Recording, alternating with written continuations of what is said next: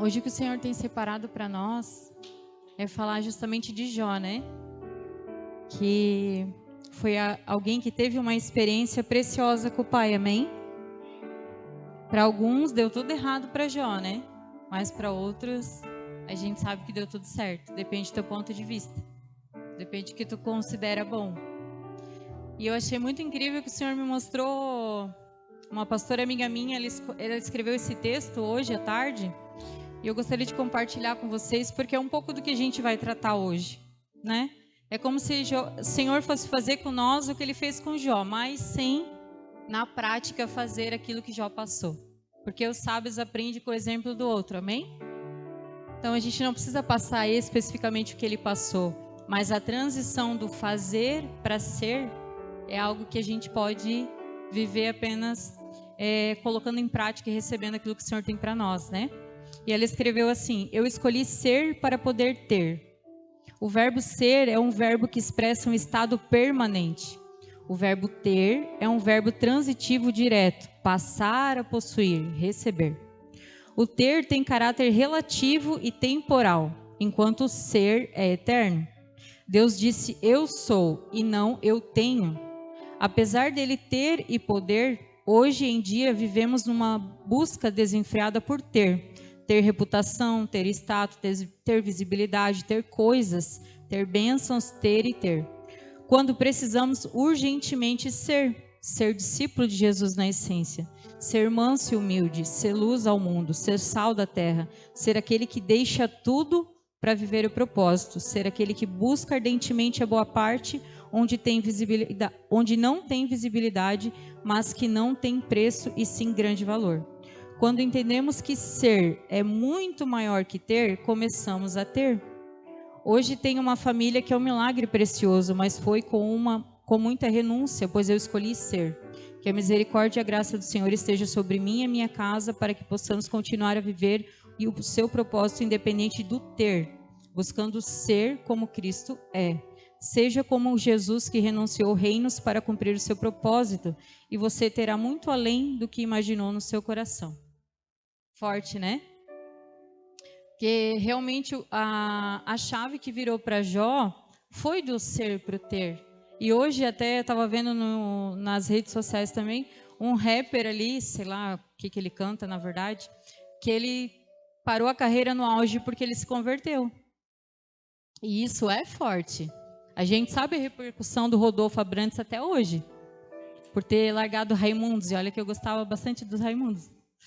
Mas, porque na época eu não era também convertida ainda, mas largar tudo no auge daquilo que às vezes muitos que estão aqui estão buscando.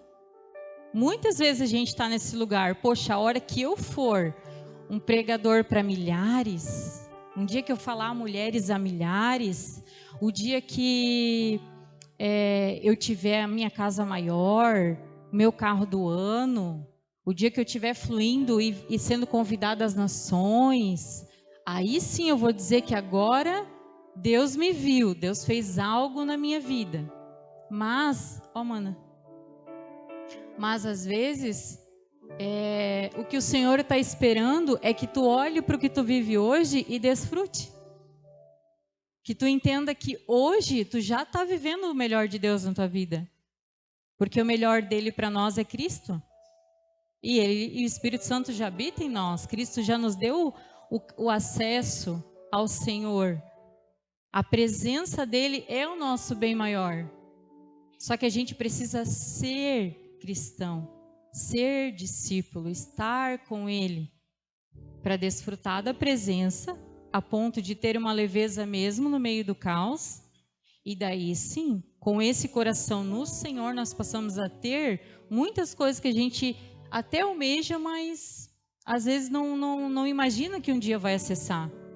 Porque para o cristão, nós também não somos chamados a viver na miséria. O Senhor tem uma medida para cada um. Mas muitas vezes, se tu coloca o teu coração nisso aí, enquanto o Senhor não remover o teu coração dessa mentalidade, realmente você não vai acessar. A presença dele é muito mais do que a gente que a gente pede ou pensa, né? Ela é muito mais valiosa do que qualquer bem. Por isso que tudo que ele quer é o nosso coração. não é o nosso recurso. Não é o que a gente faz. Quando nós o honramos com os princípios que Ele nos deixou, não é pela quantidade, é pelo coração. Então, uma pessoa largar o auge da fama, a chave para visitar vários lugares, de ser aclamado, de receber muitos recursos, para simplesmente dizer, fechei a conta, vou servir a Cristo, e se for para mim ficar numa igrejinha de bairro, louvando o Senhor é o que eu vou fazer, isso é raro. Porque às vezes se o Senhor te pedir o teu emprego, porque Ele te tira da presença, faz você não dar atenção para sua família, que são as primeiras vidas que você tem que investir, a gente não quer. A gente acha que é Satanás. A gente acha que é capaz, vai mexer no meu bolso, na quantidade que eu ganho. Deus o livre. Não, isso não vem de Deus. E o Senhor ali soprando, eu quero você para mim. Eu quero você em mim, eu quero que você invista nos seus. Eu quero, não, às vezes não precisa deixar o serviço, mas pega um com um horário mais acessível. Entende que você precisa se remanejar para viver o que eu tenho para você. Então é uma situação, diante da palavra que o Senhor separou para nós hoje, que já faz a gente pensar. E como a gente sabe que os dias que a gente está vivendo hoje são os dias que antecedem a volta, por tudo aquilo que a gente tem provado e visto, a gente sabe que esses dias, muitos seriam enganados, amém? A gente sabe que se tu não tiver profundidade na palavra, a gente vai ser levado por muitas pessoas que são queridas muitas vezes, que a gente gosta muitas vezes, mas que tem uma conduta equivocada. Então eu trouxe para vocês duas ferramentas, né, que o Senhor usa para separação hoje, né? Como ali fala do bode e da ovelha, né? O básico do básico para a gente entender a separação. Se você é bode e você é ovelha, a gente falou no estudo para quem veio quando a gente iniciou o Sermão do Monte, só que a gente não concluiu, né? Foi lá na floresta ainda. Mas a ovelha, uma das ferramentas que o pastor tem é a vara, amém? Cajado ali. A ovelha, quando ele vai colocar ela no, não sei se é aprisco, o lugar lá que ele fecha elas à noite para descansar, elas têm que passar por debaixo das pernas dele, ele trava elas e dá-lhe uma varada. Sabe qual é a diferença da ovelha para o bode? A ovelha não grita, porque ela sabe que o pastor a ama, que se ele fez é para o seu bem. Tanto que é mesmo, para que não entre um bode, porque se um bode entrar ali onde elas ficam, ele faz tanto alvoroço e bagunça, come todo o alimento e não vai ser bom para elas mesmo. Então elas apanham, elas recebem a correção e a disciplina, muda, porque elas entendem que é para o bem. Agora o bode dá coice, grita, berra, então ele já sabe ali a sua separação. E a gente sabe que nesses dias vão ser separados. Por isso que a gente luta tanto na nossa mente, e Satanás usa tanta ofensa para te fazer perder coisas preciosas da palavra. Porque se você der ouvidos a ele diante da palavra que ele traz para nós, você vai se deixar levar e vai sair daqui dodói. Vai sair daqui perdendo algo precioso que o Senhor quer fazer na nossa vida. Mas como ovelhas, nós conhecemos a voz dos nossos pastores. Nosso único e bom pastor é o Senhor Jesus. Mas todos que estão aqui vêm para falar em nome do Senhor. Nós não falamos de nós mesmos. Nós temos temor no Senhor para falar daquilo que o Senhor coloca no nosso coração. Porque quem apanhou primeiro fui eu. Alguns meses já desde que Ele me deu essa palavra. Mas é para algo bom. O investimento de Deus em Jó foi para ele deixar de apenas parecer, para começar a ser. E é esse investimento que o Senhor quer fazer em nós. Então, eu quero ler com vocês ali Isaías 56, 10 ao 12. Que esses são, como eu falei ali, os dois tipos, né? De pastores, de líderes que existem nos dias atuais, né? Coloca na NVT para mim, mano.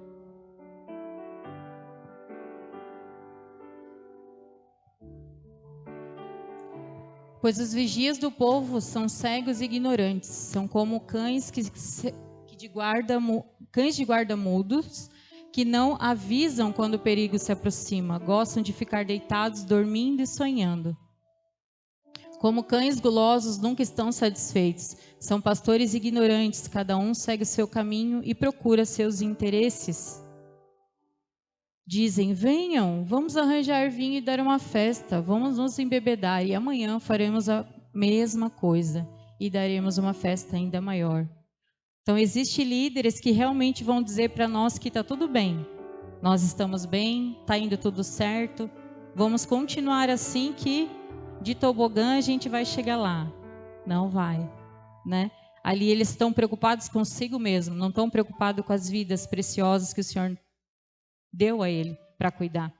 Quando estamos preocupados com cada vida que o Senhor nos deu, entendendo que não são nossas, mas dele, você se importa sim em trazer para perto, em corrigir, em falar a verdade, em alinhar, em instruir, porque você sabe que às vezes as pessoas querem viver grandes coisas, mas estão com o foco desajustado, estão com comportamentos equivocados. E se a gente ajusta, é um benefício, é uma pessoa que te ama. Quem te deixa viver e continuar no engano e ainda celebra essas coisas, fiquem como estão, a gente ora por vocês e está tudo certo. Elas com certeza não te amam. Então, nesses dias, nós precisamos estar bem atentos. Que tipo de pessoas nós temos ouvido? João 10, 11, ele fala do bom pastor também. Eu sou o bom pastor sacrifica a sua vida pelas ovelhas. Nós somos como esses pastores, a gente abre mão realmente da nossa zona de conforto para fazer o melhor para cada um. A gente, mesmo às vezes machucado, com dificuldades, com restrições, com escassez, a gente continua celebrando, honrando o Senhor e servindo. Esse é o verdadeiro bom pastor, é aquele que não deixa de se alegrar, mas também que traz as verdades, né? E o Salmo 23:1, ele é um clássico, né? O Senhor é meu bom pastor e nada me faltará, né? Só que esse versículo que a gente gosta de falar muito como um clichê, de vez em quando até, esse nada me faltará, é porque se Ele é suficiente para nós, quando a sua presença ela é suficiente para nós, nada te falta. Se estar com Ele é suficiente para você, nada te falta. Então, esses são os pastores que a gente tem que escolher hoje, que a gente tem que te levem a priorizar a presença do Senhor. Mais do que uma escala, mais do que uma atividade, mais do que o teu trabalho, mais do que a tua família. Porque quando nós priorizamos a presença, lá nós encontramos todas as coisas. Está com dificuldade de se relacionar no teu casamento? Na presença do Senhor, Ele vai te mostrar exatamente o que você precisa fazer para que a situação mude. O problema é que às vezes a gente busca o Senhor esperando que, Senhor, me mostra aí o que o Gilvan precisa mudar, porque é ele que está errado. E não que ele não tenha, todos nós temos erros, né? Mas como eu não controlo o Gilvan, o Espírito Santo vai mostrar para mim o que eu preciso mudar diante dessa situação. E, consequentemente, Ele vai mudar. Então, em tudo que nós fazemos e precisamos, o Senhor tem a resposta. Está com problema no teu trabalho? Não sabe lidar com as pessoas? O Senhor vai te mostrar como lidar com aquela situação, como ter sabedoria naquela situação. Os teus filhos, está difícil, porque hoje em dia é outra realidade com essas telas e tantas situações que às vezes a gente não consegue controlar, com essa independência tão cedo. No Senhor está todas as coisas. Na presença do Senhor, o Espírito Santo vai te trazer a paz que você precisa, o direcionamento que você precisa, para que você faça todas as coisas. Por isso que aquele salmo diz: Ele é o meu pastor e nada me faltará. Mas não é porque a partir do momento que você aceitou Jesus, Ele vem com uma listinha de bens que você recebe, de coisas que você gostaria que você recebe, mas é a presença dEle que vai te permitir ter todas as coisas que estão te faltando. Mas às vezes só o que está te faltando é saber se relacionar melhor, que é o que eu tenho buscado no Senhor. Eu estou falando de mim, amém? Eu estou falando das coisas que o Senhor fala comigo. Então, às vezes, é só isso que te falta para que as portas se abram para as outras coisas. Mas enquanto nós ficamos num lugar onde as coisas só vão acontecer para mim, quando a Thalita mudar, nada vai mudar. Porque o Senhor trabalha na minha vida para que eu possa mudar, para que a minha realidade possa mudar. E, consequentemente, a minha relação e tudo aquilo que o Senhor tem para mim vai mudar. Amém? Em Jó, o que a gente vai conversar hoje, vamos começar ali lendo o capítulo 1 de Jó.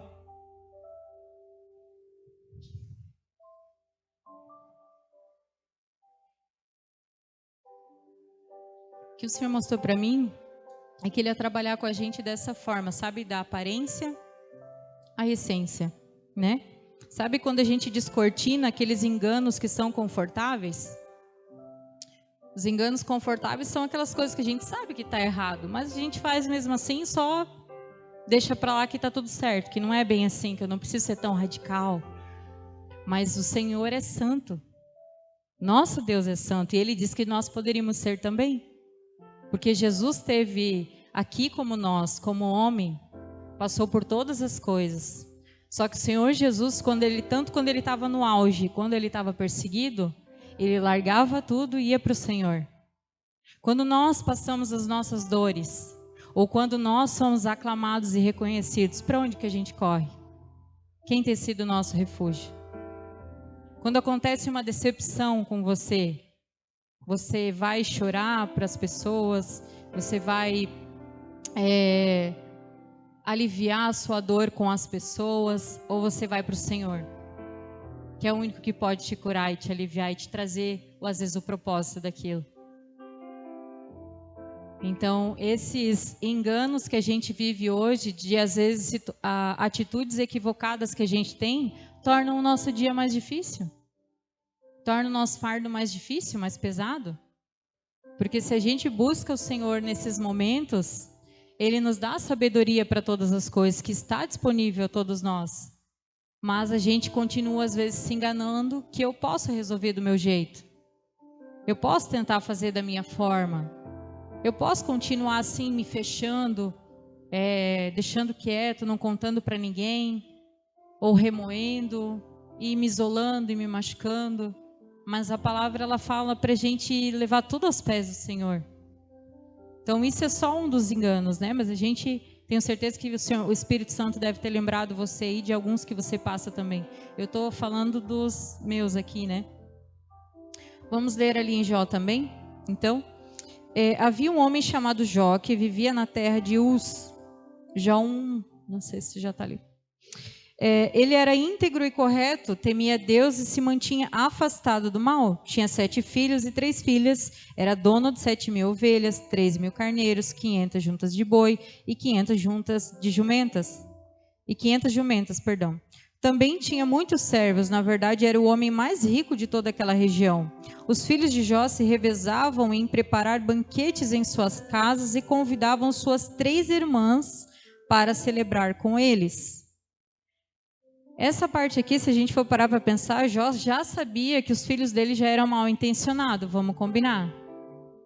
Quem faz festa, sendo uma das famílias mais ricas daquele tempo, e convida só as 3 irmãs, em 7 homens? Então, esse é um ponto para a gente pensar, porque com certeza Jó sabia que os filhos dele não tinham nenhum temor ao Senhor. Jó não conseguiu transferir isso para os seus filhos. Continuando ali. Os filhos de Jó se revezavam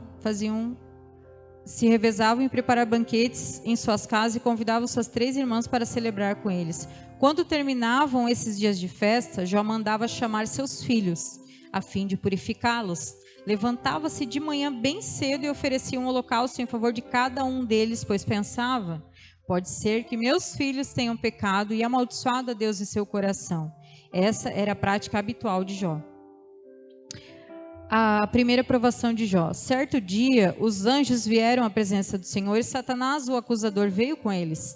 De onde você vem? Perguntou o Senhor. Satanás respondeu: estive rodeando a terra e observando o que nela acontece.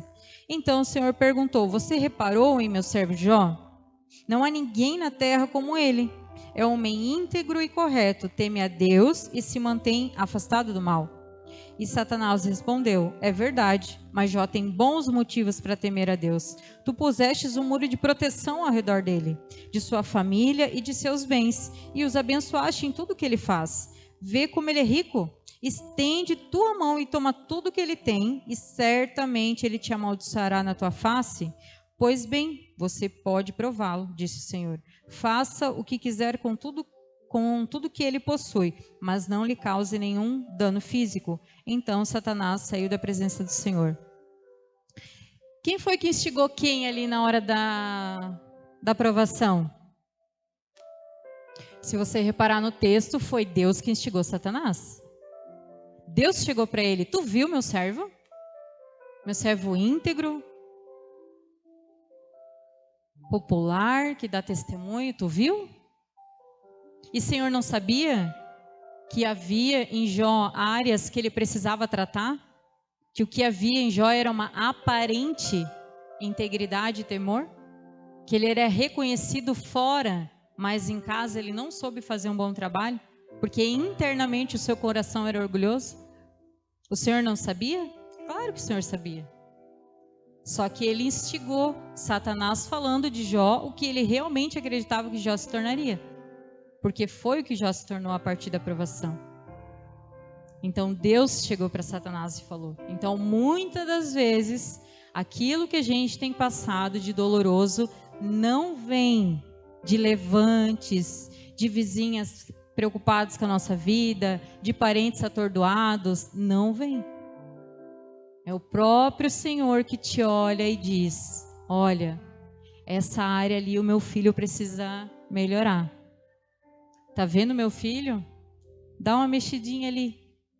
Ele está precisando remover coisas internas nele que está tão arraigado que se eu não for no profundo, numa provação, não vai remover.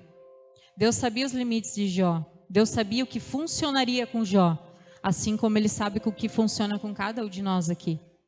Só que a esperança do Senhor é que a gente, ao ouvir essa palavra, a gente já consiga corresponder a essa transformação sem precisar passar o que Jó passou. E assim que ele instigou Satanás a fazer, Satanás declarou ali: também tem um muro de proteção ali, ele tem todos os bens, todos os recursos e não tem quem toque nele. Tu protegeu de uma forma que não tem o que fazer. Ou seja, dá para a gente saber que existem situações, se você com certeza, né, se fosse nos dias de hoje, amém? Vamos trazer Jó para os nossos dias aqui.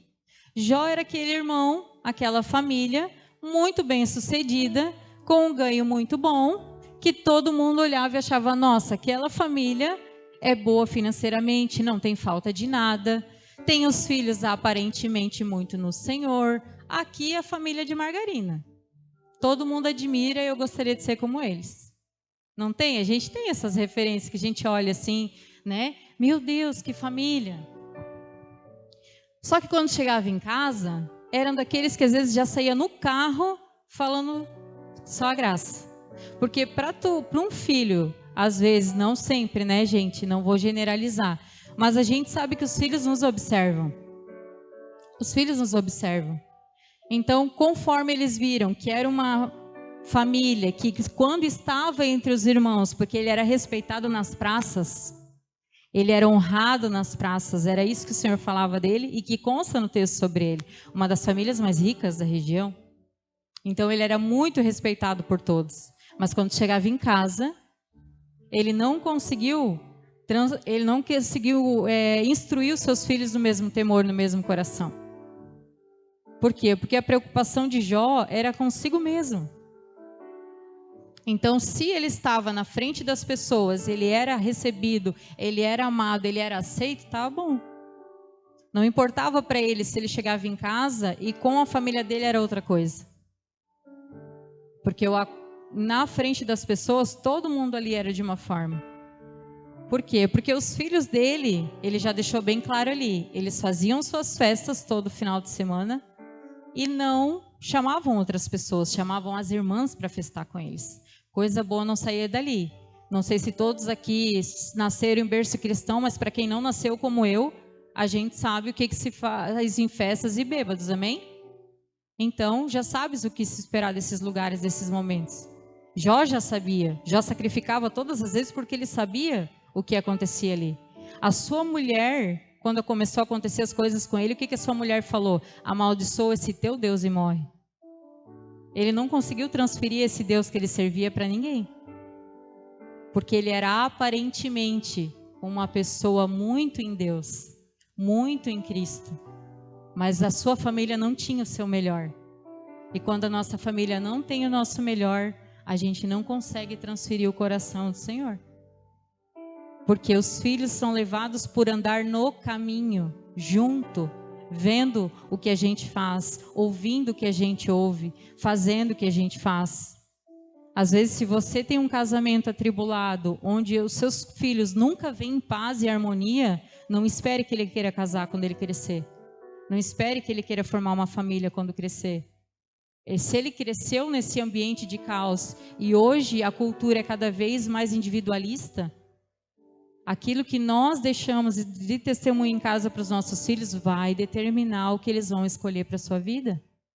Não seremos responsáveis a partir do momento que eles se tornem adultos, mas enquanto estão conosco, o nosso testemunho é algo que tem que falar o nosso coração. Nós temos que entender a importância disso, porque eles são frutos nossos, eles são heranças do Senhor. E Satanás falou ali que existia sobre Jó um muro, amém? Então, ou seja, se você vir aos cultos, se você participa dos cultos, se você dizima, se você oferta, se você serve, faz parte da sua escala, se você faz o script, é provado pela palavra que existe algo que realmente te protege, porque você está sendo fiel à palavra, amém? Então, ou seja, quando nós fazemos, também existe algo bom até certo ponto para nós. Mas a pergunta que o Senhor faz para nós nessa noite, você quer realmente só funcionar? Você realmente quer ser aquele que, depois que conheceu a presença mais completa e plena, o tesouro maior que existe nesse mundo, que é o nosso Criador, você quer ficar só funcionando e tendo as coisas para facilitar a tua vida? Ou você quer realmente viver o sobrenatural do Senhor na tua vida? Você quer que os seus filhos olhem para você, nossa, minha mãe é uma mulher de Deus. Aonde a minha mãe vai, ela fala do Senhor, as pessoas se abrem para ela, ela é diferente. A minha mãe, ela carrega a presença. A minha mãe não precisava me deixar bem nenhum, mas o que ela tem, o legado dela queima no meu coração. O meu pai é a minha referência. O meu pai é o homem que eu vejo protegendo a família. É o homem que eu vejo tomando a frente das coisas. É o homem que ora por nós, que jejua por nós, que nos protege, nos guarda. É o homem de Deus. Quando ele fala da palavra, mesmo na sua simplicidade, porque o meu pai não é estudado, mas quando ele abre a palavra, o Senhor fala com ele, ele ministra sobre nós, nosso coração queima. Meu pai é meu ídolo, meu pai é meu herói. O que é mais importante para nós? Funcionarmos como crentes, porque a gente vem e faz os ritos, ou passar aquilo que Jó passou, apenas por olhar o seu exemplo e tomar uma decisão a partir de hoje, Senhor, eu não quero mais só funcionar, eu quero ir para esse lugar de ser discípulo, de carregar a tua presença onde eu for. Eu quero que isso seja visto em mim antes de qualquer coisa.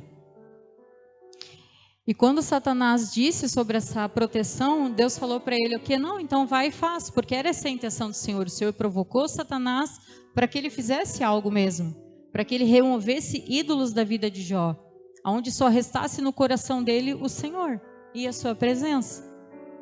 Então, a partir do momento que Deus liberou, ele começou, né?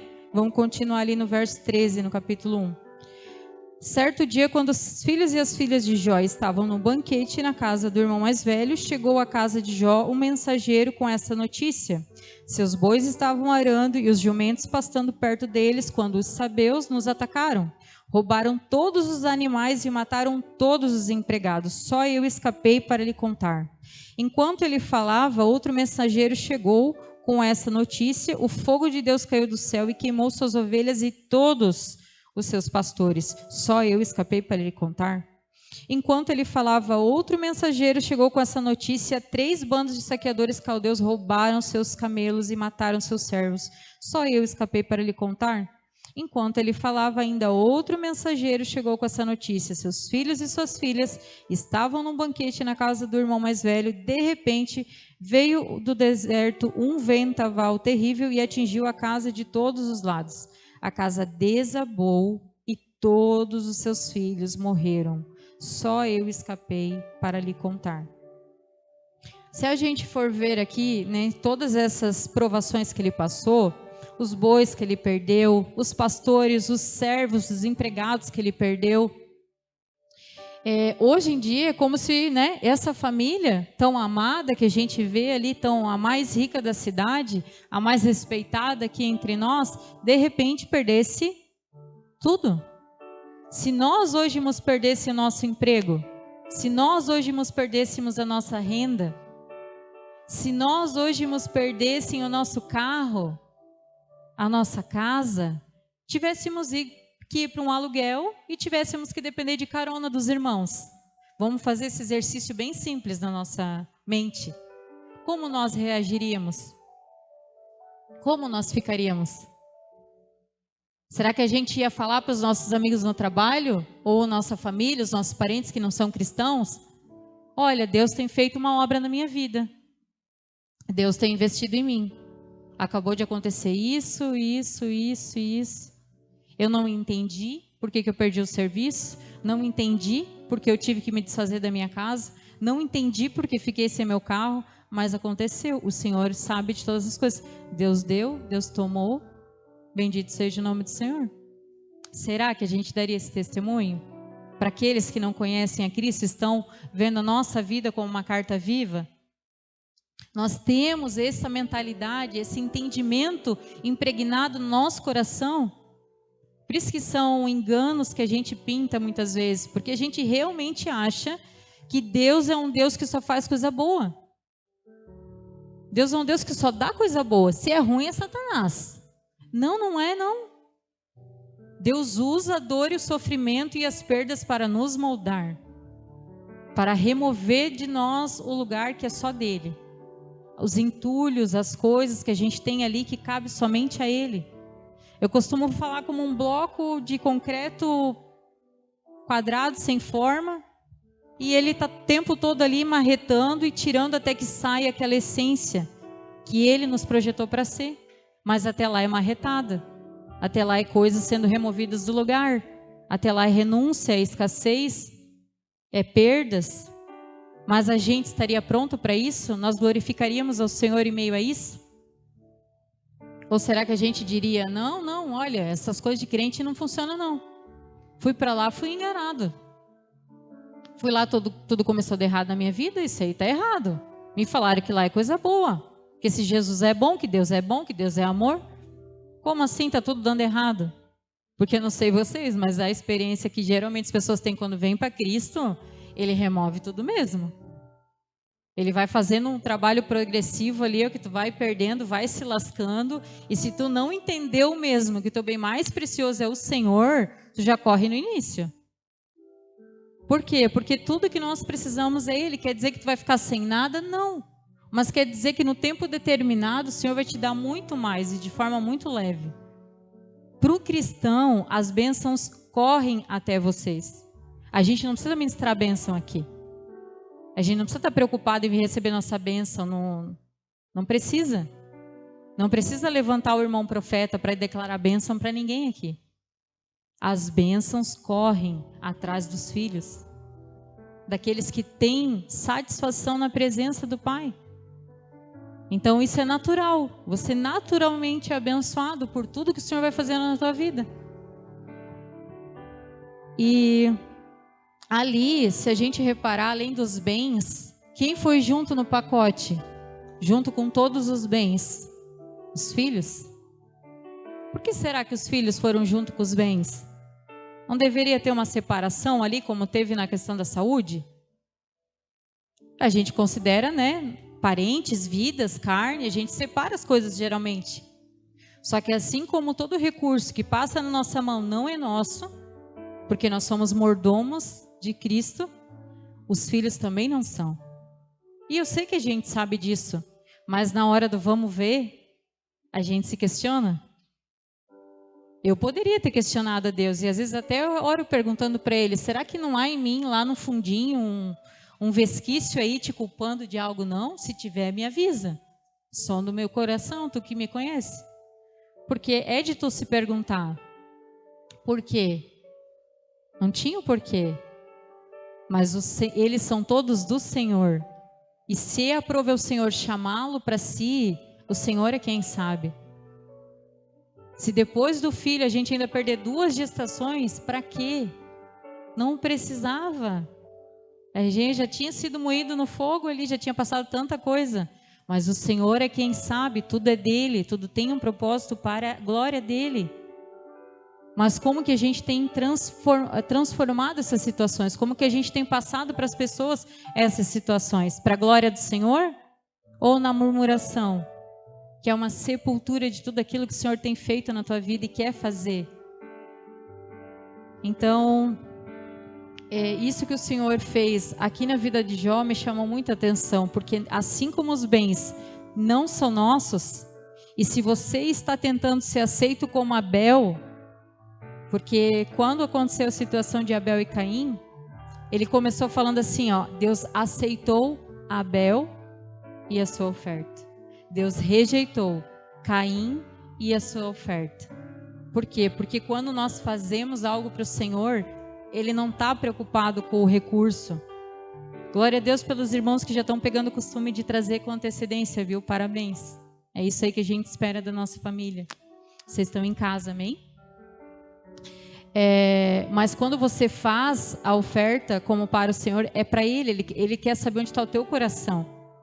Se Ele vê que o teu coração ainda habita mamon, se você ainda acha realmente que tem algo que é seu, para você escolher o que dá e o que não dá, Ele já rejeitou você e o seu coração. Nós e o nosso coração. Mas Ele nos aceita quando nós entendemos a mordomia em todas as áreas, em todas as coisas. Porque tudo que passa por nós veio dele, Ele é o Criador de todas as coisas. Ser mordomo é ser íntegro, é ser por completo.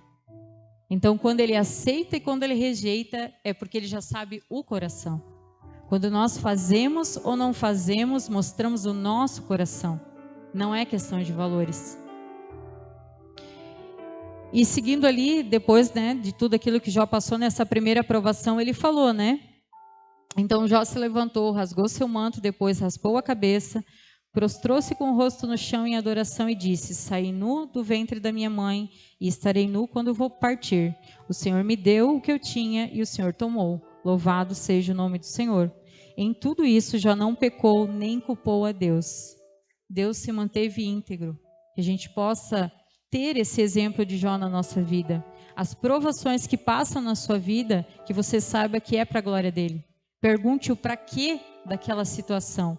Mas não saia falando como se você estando em Cristo aqui, buscando ao Senhor, tendo esse coração genuíno que eu creio que todos nós temos aqui, que você ainda está sendo perseguido, ou passando coisas que são os outros que estão desejando. Estamos em Cristo, a nossa vida é do Senhor. Tudo que passamos de dificuldade e sofrimento são lições do Senhor. Amém? O capítulo 2, ele começa falando assim também. Certo dia os anjos vieram outra vez à presença do Senhor e Satanás, o acusador, veio com eles.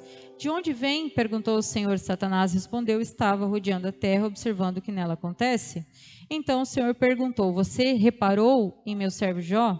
Não há ninguém na terra como ele, é homem íntegro e correto.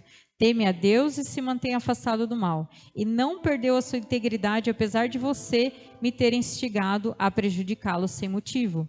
E Satanás respondeu, pele por pele. Um homem dará tudo o que tem para salvar a sua própria vida, para salvar a própria vida. Estende tua mão e tira a saúde dele, e certamente ele te amaldiçoará na tua face. Pois bem disse o Senhor, faça o que quiser com ele, mas poupe-lhe a vida. Então Satanás saiu da presença do Senhor e causou a Jó feridas terríveis na sola dos pés e do alto da cabeça. E Jó, sentado em meio às cinzas, raspava a pele com um caco de cerâmica. Sua esposa lhe disse: você ainda tenta manter sua integridade? Amaldiçoa a Deus e morra. E Jó respondeu: você fala como uma mulher insensata. Aceitaremos da mão de Deus apenas as coisas boas e nunca o mal? Em tudo isso Jó não pecou com os seus lábios. Amém? Por quê? Porque nessa parte da saúde, né, quando acontece essa segunda tentação em relação à nossa saúde, a gente sabe que quando pega para a parte da saúde, realmente é mais difícil. Para quem já teve que passar por tratamentos dolorosos, para mim que já perdi o meu filho, né, em relação à saúde, todos que já passaram por algo realmente difícil, ouviram uma pessoa que você ama passando, não é fácil. Você faria qualquer coisa para aquilo ali acabar, para aquilo ali passar. A gente realmente se preocupa de uma forma diferenciada nessas horas, quando a saúde aperta, quando aquilo ali que te assola pode, quem sabe, até tirar a tua vida, ou no caso de Jó, Jó desejou perder a sua vida diante daquela situação que ele estava passando. A gente sabe que nessas horas a gente realmente fala: olha, Senhor, pode tirar tudo, mas devolve a minha saúde. Como é o caso do pastor de vocês, está lá só orando em nome de Jesus, louco para voltar à restauração da saúde dele. Que ele não é de ficar doente, então quando ele fica, ele sente muito mesmo. Então a gente sabe que a gente é assim, a gente daí nessas horas, enquanto nós estamos bem, nós não queremos perder nada, nem um fio de cabelo. Mas quando aperta a questão da nossa saúde, a gente aceita que leve tudo. Só me devolve a saúde, pelo amor de Deus. Só que se toca na saúde, você consegue dizer e continuar louvando ao Senhor e dando glória a Ele mesmo doente? Entendendo que às vezes o que te levou para o hospital é porque ela tem uma família que precisa do que tu vai levar para ela, da palavra que tu vai dar para ela. Eu já escutei vários testemunhos assim, pessoas que foram levadas doentes e quando falaram para determinadas pessoas que aceitaram Jesus, elas foram curadas e foram para casa. O Senhor tinha esse único propósito na vida delas. Mas a gente consegue glorificar o Senhor na nossa saúde, quando Ele nos tira e nos prova na nossa saúde? Porque Jó não perdeu a vida, aquilo não era para a morte, era para a glória dele. Mas quando nós hoje passamos por isso, nós aceitaríamos? Nós iremos continuar glorificando o nome do Senhor quando Ele resolver tocar na nossa saúde? São situações que a gente pode olhar para a vida de Jó e a gente precisa trazer para os nossos dias. Porque o Senhor vai fazer tudo o que for necessário para aqueles que Ele sabe que o querem, estejam realmente nele. Se algum de nós, eu fui a primeira que Ele ministrou sobre isso e Ele me revelou vários enganos que eu carregava. Se nós estamos levando enganos no nosso coração e na nossa mente, e isso tem tomado o lugar do Senhor no nosso coração, Ele vai fazer o que for necessário para nos levar até Ele. Para que a gente vá para esse lugar de priorizar a sua presença mais do que qualquer coisa. Porque ali ele repetiu várias vezes que Jó era íntegro, que Jó era bom, que Jó era respeitado, que Jó era bom. Mas se você for ver a partir do capítulo 3, que depois que o Senhor tocou na saúde de Jó, aí a gente vê o porquê que Jó era orgulhoso e individualista. Apesar de o Senhor o considerar, porque o Senhor fala daquilo que a gente ainda não é como se a gente já fosse. E Ele queria realmente que Jó chegasse lá, e Jó chegou lá. Jó realmente viveu um novo tempo com o Senhor. Mas no capítulo 3, ele mostra o quanto ele realmente se importa apenas com Ele.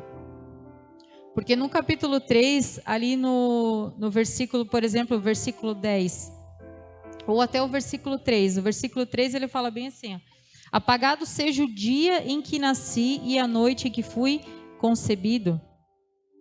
O versículo 10 fala assim, ó: amaldiçoado seja esse dia por não fechar a madre da minha mãe, por permitir que eu nascesse para presenciar todo esse sofrimento.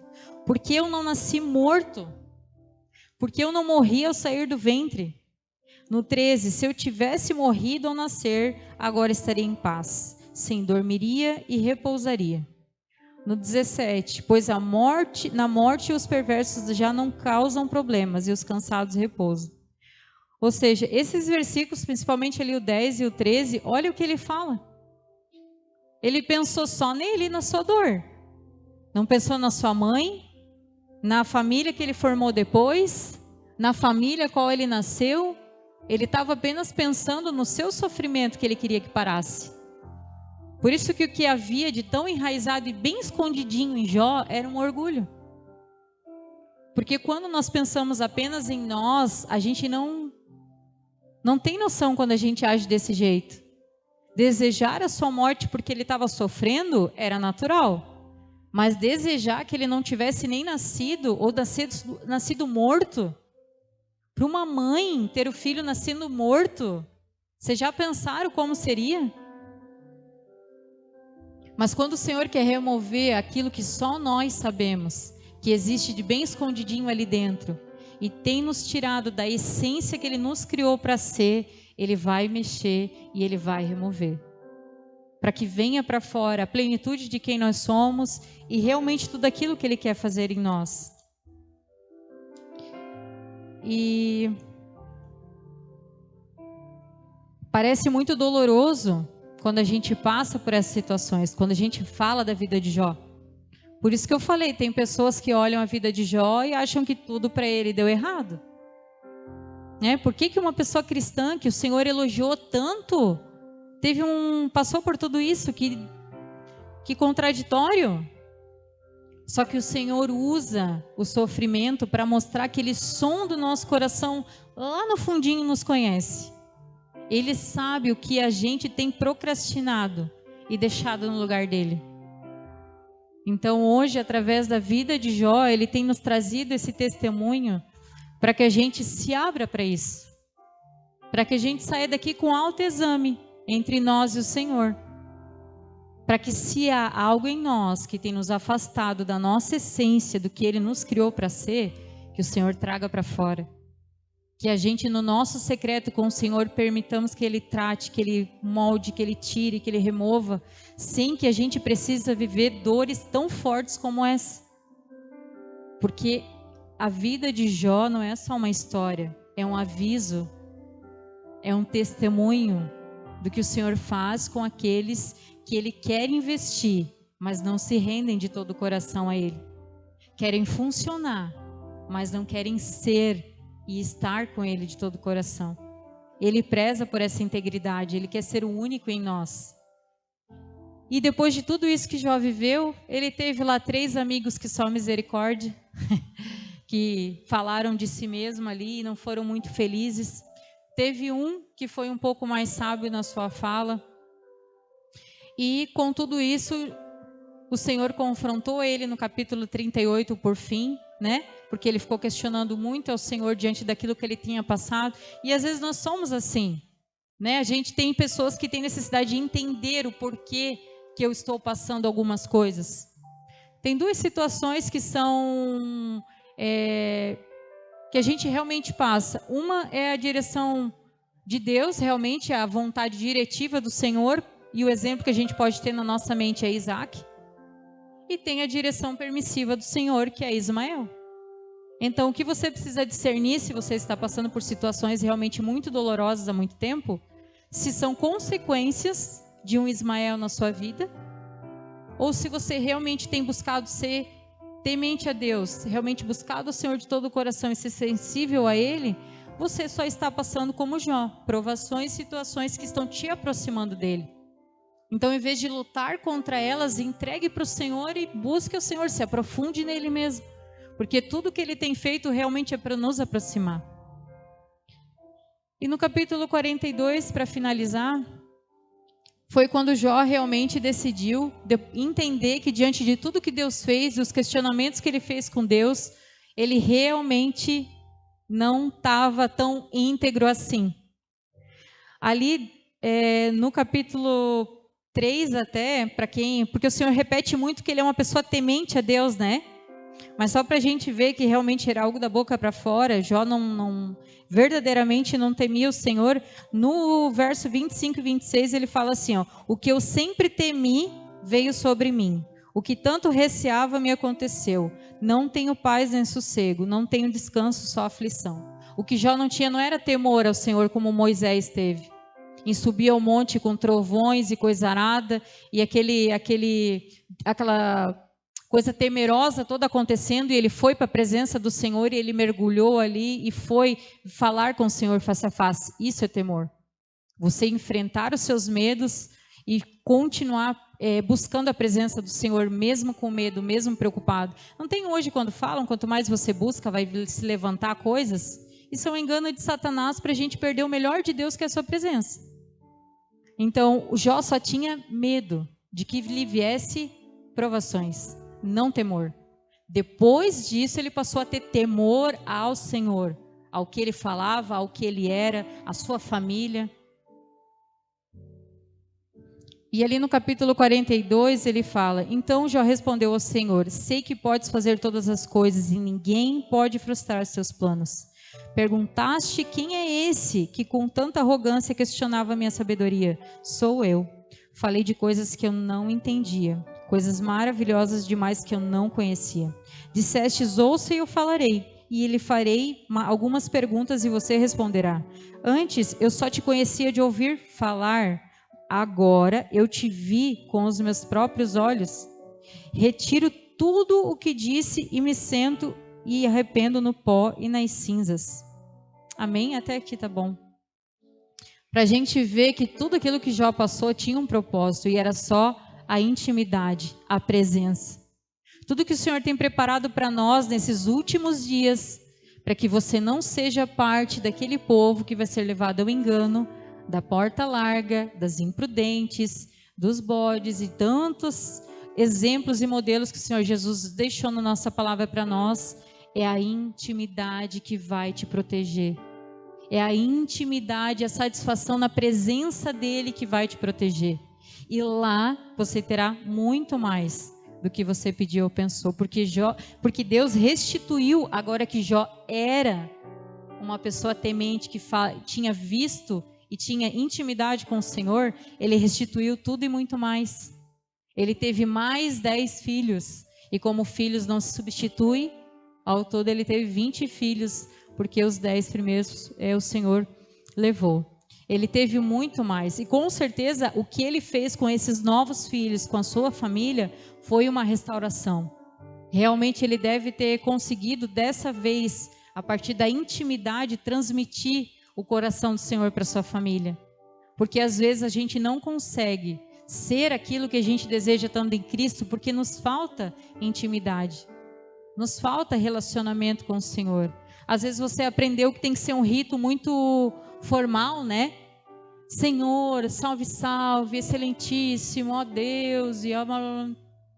Tem que ser ajoelhado, tem que ser só em pé. Não, é conversar como nós estamos conversando, ele é um pai. E às vezes você pode ser bem honesto mesmo, nem queria estar aqui, estou cheio de coisas para fazer, nem sei o que eu vou falar para ti hoje, mas o Espírito Santo, a tua palavra diz que tu nos ensina a orar como convém, me ajuda. Eu só quero conversar contigo, eu só quero te ouvir. E dali ele vai trazendo tudo aquilo que te falta em todas as áreas da sua vida. E de repente você vai ver que a sua vida mudou. E não foi de fora para dentro, não foi as pessoas à sua volta. Foi você que se tornou mais leve. Foi você que se encaixou em tudo aquilo que você almejava. Porque você priorizou a presença. Você começou a ser satisfeito na presença. E isso realmente não tem preço. E para finalizar, vocês podem ficar de pé, a gente já vai encerrar. Se quiser subir o louvor.